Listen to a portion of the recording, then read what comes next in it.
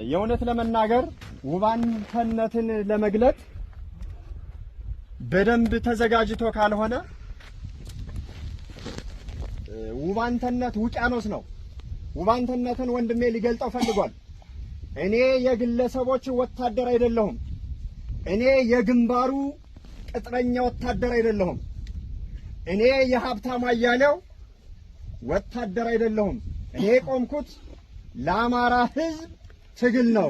ተጠሪነቴ የአማራ ሕዝብ ነው ብሎ ፊት ለፊት የሞገተ ለእውነትና ለፍትህ እስከ ቀራንዮ እዚሽ ድንጋይ ላይ እስከ ተሰዋበት ዕለት ድረስ በአራቱም ማዕዘን ያሉ በፋኖነት ምሽግ ውስጥ የተደበቁ ዲያስፖራዎች፣ ፖለቲከኞች እያንዳንዱ አካል ውባንተ አባተን ያዋከበ ተጠያቂ ነው። ውባንተ አባተን ያዋከቡ አካላቶች በዚህ ሰዓት የትግል ጠባቂ መስለው ለመምጣት እየሞከሩ ነው። እኛ ግብረ ውባንተነትን ስንተነፍስ እስከ መጨረሻው እስከ ሕይወት ጠብታችን ድረስ ለእውነትና ለፍትህ እንታመንለታለን። ውባንተነትን ስንተገብረው ገንዘብ የማያታልለን በአጭር ቋንቋ ሚዛናዊ ሆነን ለመጓዝ የምንሞክር ውባንታውያን ነን።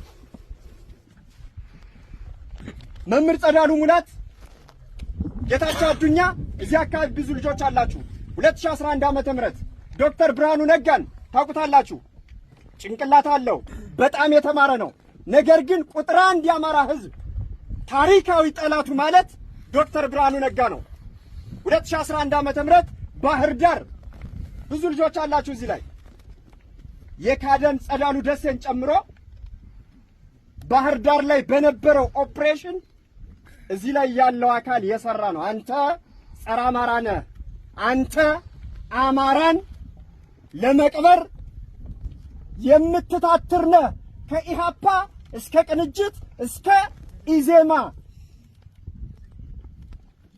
በሚል ውባንተነትን ቀድመው የተገበሩ ልጆች፣ ተቋምን ጠባቂ ልጆች፣ ራሳቸውን የካዱ ለፍትህ የቆሙ ልጆች አሉ ለማለት ነው።